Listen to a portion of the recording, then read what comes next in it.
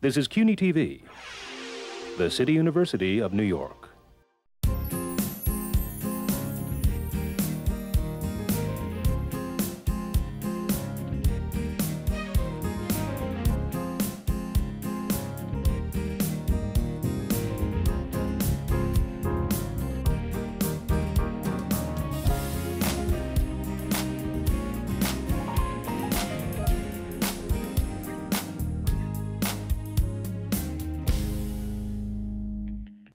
Hello, I'm Ronnie Eldridge. Welcome to Eldridge & Company.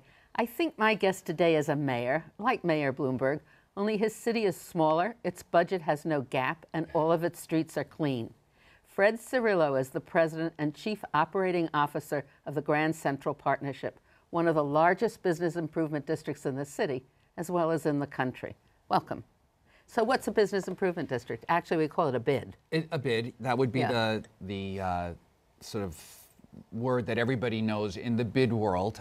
Basically, it's a not-for-profit corporation that's set up under the laws of the state and the city in a geographic area, and all of the property owners within that geographic area contribute assessment dollars. They're billed separately for certain services that they want. They're supplemental in nature, so in a bid like ours, which is one of the largest, as you said, we get public safety services, security guards that patrol, sanitation services, quality of life issues, marketing.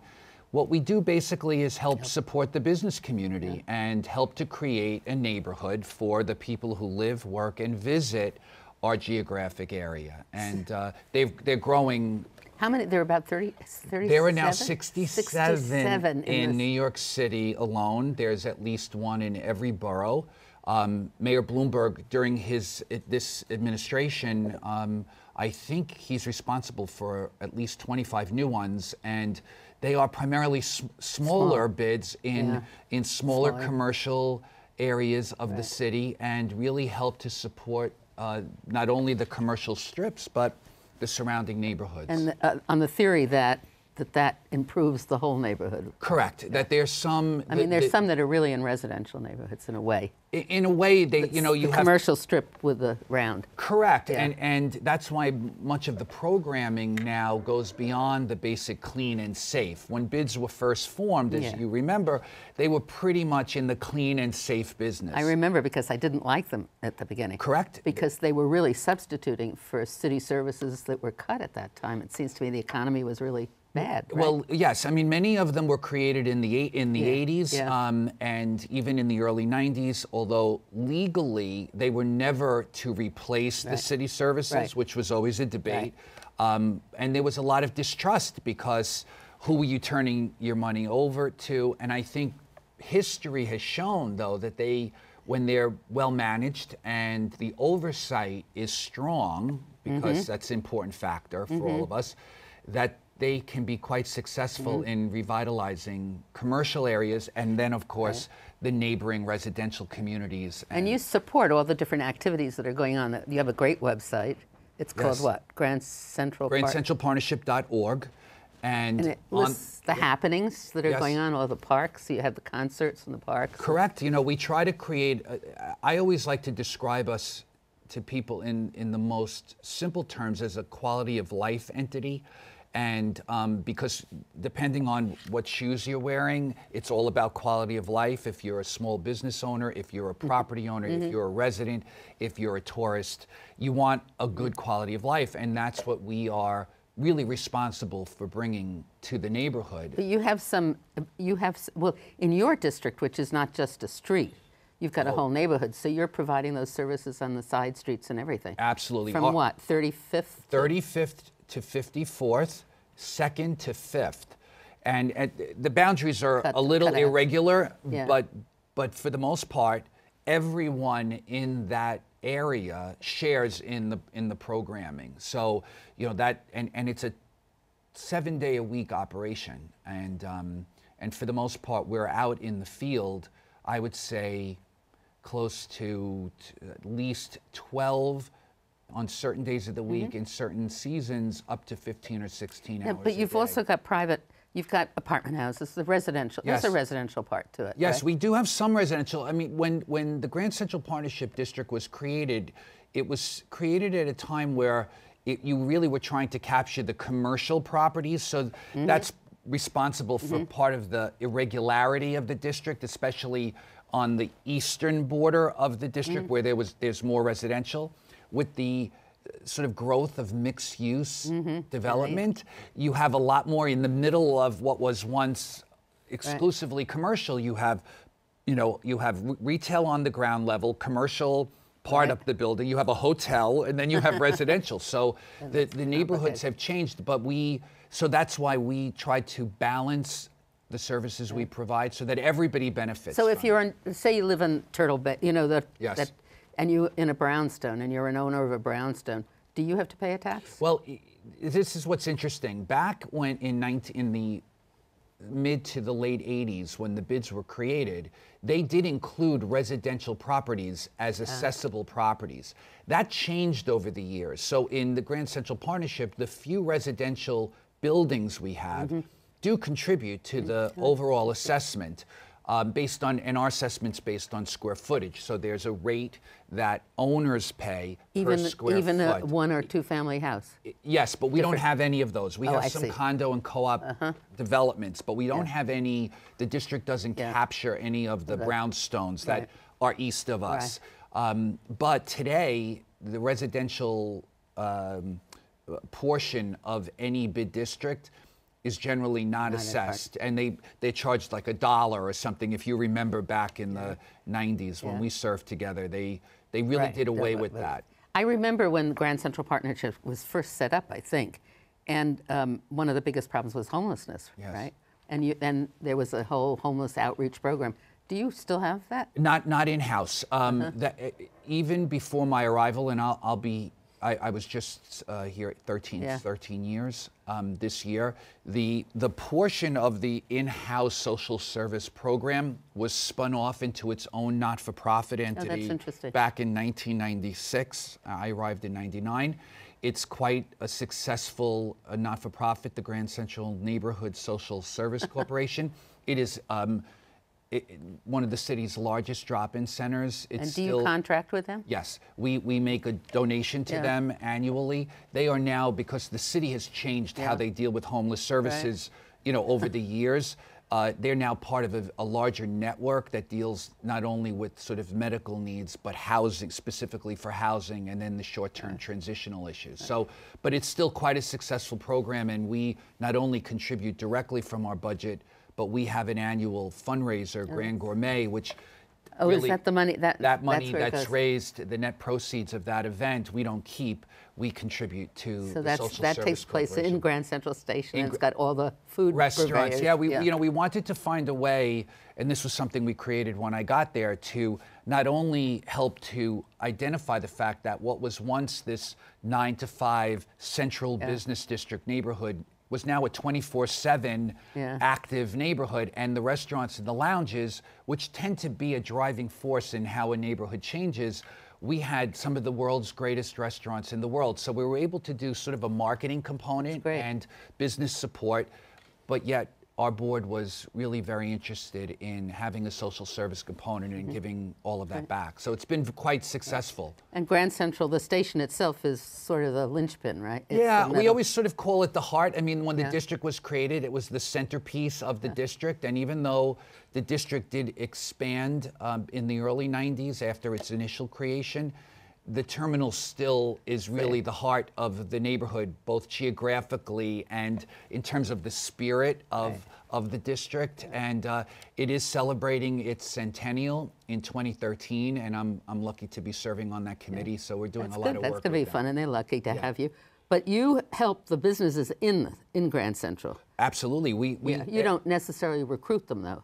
No. The MTA and Metro North have a very specific process for how they bring tenants into the terminal. We do not participate in that. In fact, except to provide support data and information about why it could be important to do business in the Grand Central neighborhood, whether it's pedestrian counts or other stats that, Yes. and also to promote the fact that when you're in this neighborhood, you have all these things. You have all these things for your employees and your tenants or your visitors, and you have clean neighborhoods and flowers and concerts, and it becomes more than some brick and mortar. It's really very much a neighborhood.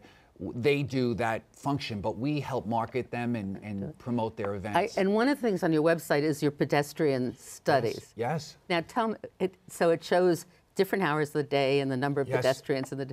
But what happens at 46th Street and Fifth Avenue? Because that's the most use. Well, on your things, and I kept thinking, what is that 46th and Fifth Avenue? Well, let me tell you this: what we, in the old days, I'll call it, and this is still a technology that's used very often. You had the clicker, and you hired the person to come. They and sit click, there and click. and they click, and they count people walking in whatever direction you've hired them to count. The limitation on that information is that only for the time the person is there counting do you have data. Yeah. Well, over the years, and we've learned a great deal from England and Philadelphia, there's this new technology where these cameras actually can record the data, no faces, there's no visual in terms of a person, you're not taking any information, but you're able to count 24/7. So you could look at trends, and we have 5 cameras in the district. 4 that we assume will be fixed. 1, we want to be able to respond to a request.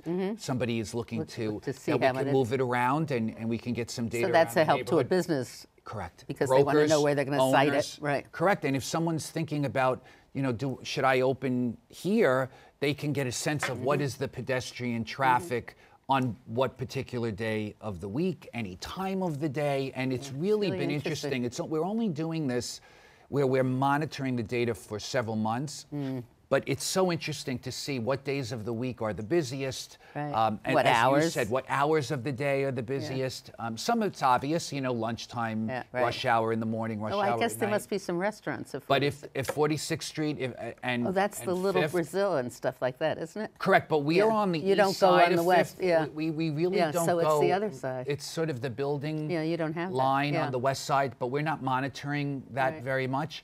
But Fifth Avenue is always the busiest.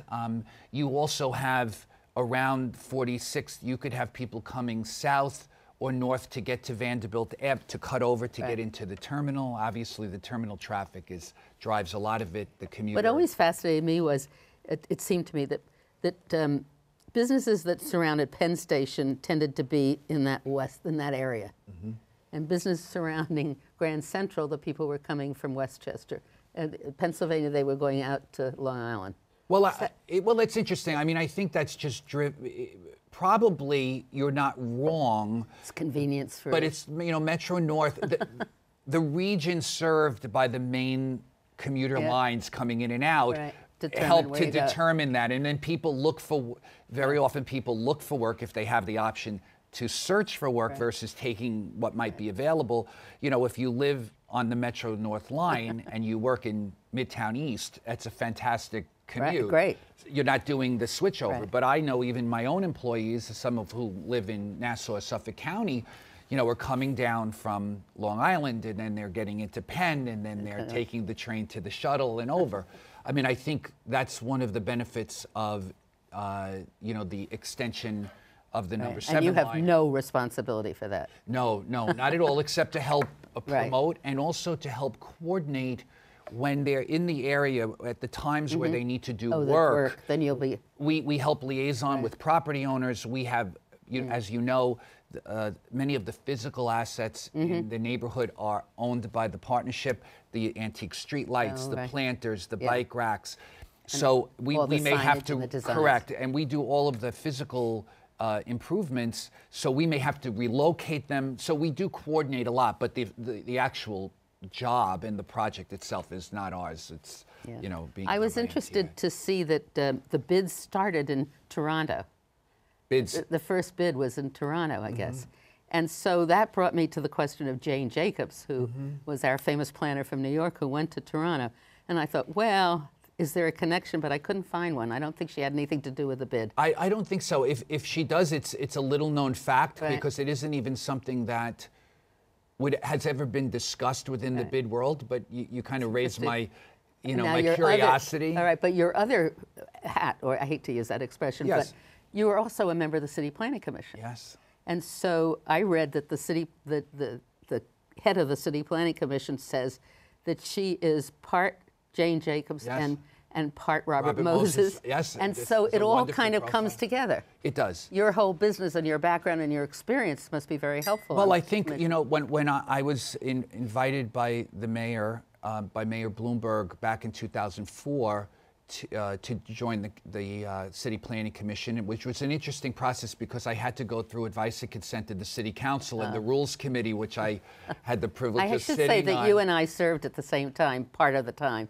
And Yes. you were the minority leader. I was the minority leader. I was elected just after you, only a few months after you, in the city's Right. first special election, Right. and you sat diagonally behind me, and for the 4 years that I We was became there, very friendly and very fond good of each friends. other. We had a good time, although our neighborhoods, one would imagine that our districts couldn't be more different in a variety of ways, but really, I think we always focused on finding the issues that kind of we brought us found that together. common We ground. did. We really did. And we sat through budget hearings together. We sat, and we were always eating. always eating, and we always stayed. Yeah. And I think I learned a great deal as a staff person. While before I was elected to the council, I had served as an attorney in the council, and I remember the sense of when council members left their meetings and how the public viewed that, and especially on the public day when people People came, took days off from work, had child care issues, and they came to And sat there. and sat for hours just to be called to tell us about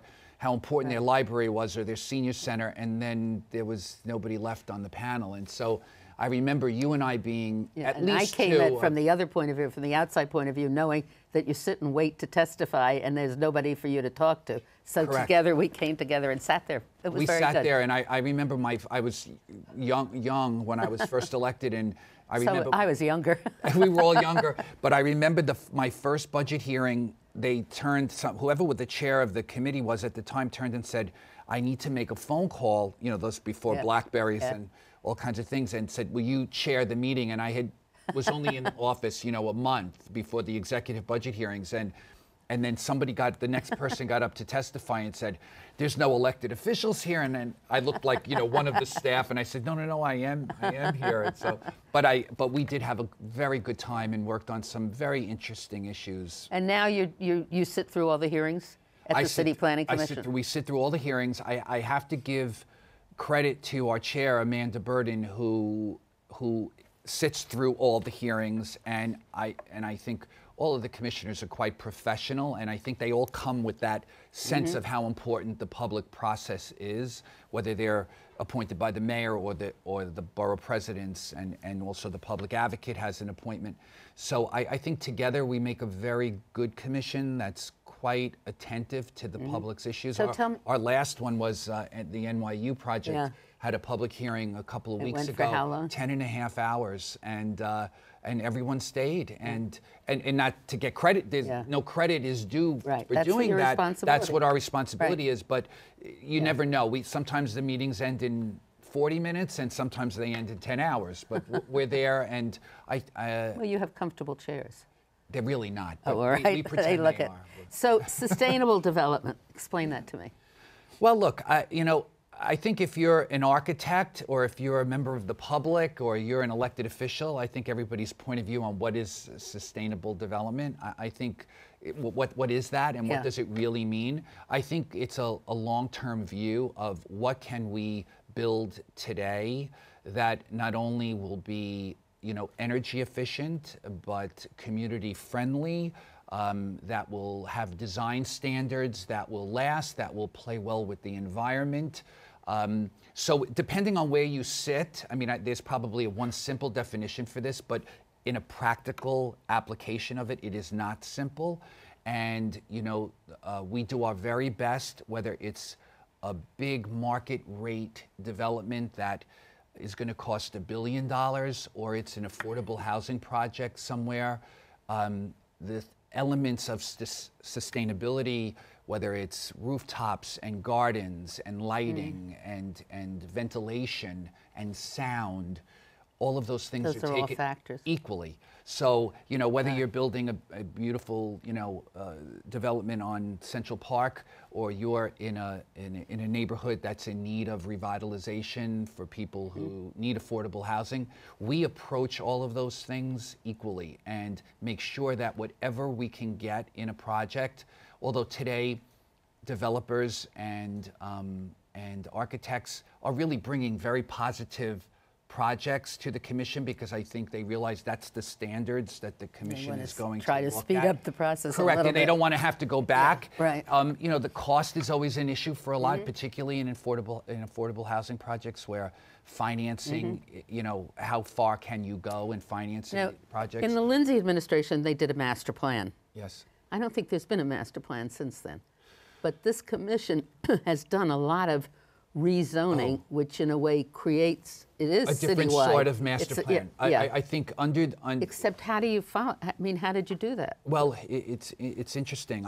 This is where I have to give amazing credit to the staff. I'm actually not sure how they manage it. Yeah. But there have been almost, I mean, certainly throughout the 5 boroughs, but nearly every community has been evaluated based on the 1961 rezoning, which was really the last major master rezoning that was done. But by the time this administration ends, It'll be all changed it'll be anyway, all without a changed, pass. where there was both, and hopefully, because you know, time always tells the truth about these things, but hopefully what the legacy will be is that neighborhoods where development already existed, where there's a certain character, whether it's a residential or even in some cases some of our commercial neighborhoods in the city, those things have been preserved, or there will be some level of preservation so that the character won't change dramatically like it did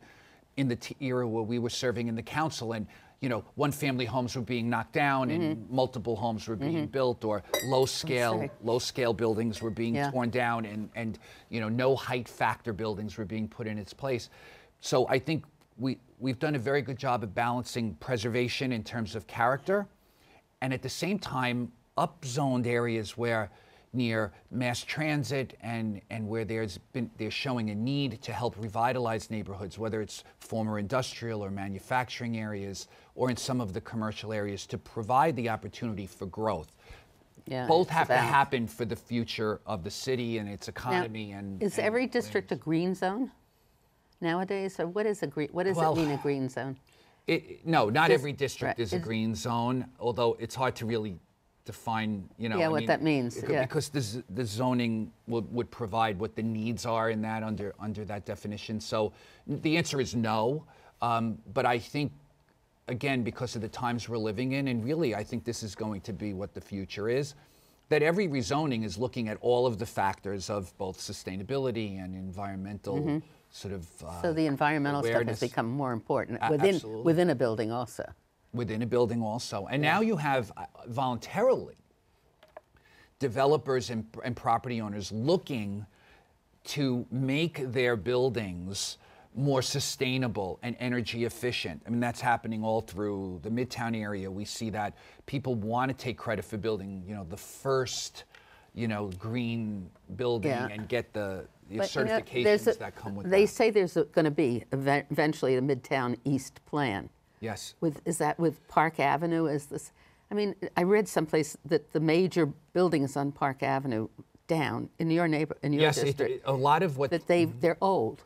Yes. But their frames aren't. I mean, to give you an idea of they look new to me. In the Grand Central area, that the let's call it the sphere of attention on this, and the mayor announced this initiative in the state of the city at the beginning of 2012. That he has asked the department, at the staff level, to look at what's happening in Midtown East in terms of the aging building stock. The average building age is 72 years old. On Park Avenue? In the Midtown zone. And obviously the footprints and the floor plans of these buildings are not necessarily what today's business, with the standards of today. And many of them, to do all of the sort of progressive, sustainability initiatives, it's not easy to work within the confines of what is the frame there now. Yeah. So I certainly haven't seen any. I mean, the staff, it's still at sort of the investigatory level. Yeah. It'll be interesting to see what is recommended ultimately. But I think at the end of the day, we're in potentially for quite a change to help people be able to manage into the future. I mean, a building like the Seagram building, I worked at CBS when the Seagram building went up. Okay. And the Lever Brothers building, I think, had just been built. But I remember they thought the color was going to be different. That's all I remember from it. Right. But it's an totally evolution kind of thing, isn't it? Yes, it is. And that's why you hope to be ahead of the curve a little bit. Yeah. Because generally, I think historically, in land use issues, we've always been following the change and trying to catch up to it. Right. And I think some of what's been happening in the last 10 years. So are we to decide that over the Hudson Yards, is that the one near the convention center? Correct. That the office space that's going to be there will make it easier then to plan new buildings Midtown East because there'll be places for businesses to move to during construction? I mean, there's a whole, it's a whole shifting thing, isn't it? It's like a puzzle. I think in the perfect world, we fill everyone is successful in filling, neighborhoods change, but I think we have, New York is, obviously the mayor's 2030 plan and all the look into the future, which we need to do. If we have 1 million more people in New York City and, in the next 15 years, we hope to have jobs for these people. We hope to have housing for these people, and helping to create the growth opportunities in these neighborhoods will help make that happen. We haven't discussed affordable housing, but we are now at the end of our half hour. Yeah. The website is, I'll have to come back. www.grandcentralpartnership.org. And there's lots of information, as you said, who we are, what's going on in the neighborhood. You could sign up for our weekly electronic newsletter, which gives you deals and promotions in the neighborhood for restaurants and retail. Right. And I'd love to come back and talk to you because it's always good to see you. Oh, thank you, Fred Cerullo. Really.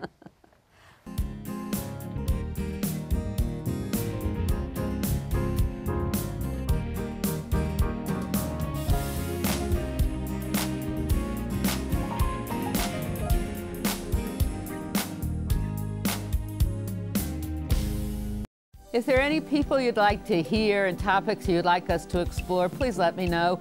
You can write to me at CUNY TV, 365 Fifth Avenue, New York, New York, 10016, or you can go to the website at cuny.tv and click on Contact Us. I look forward to hearing from you.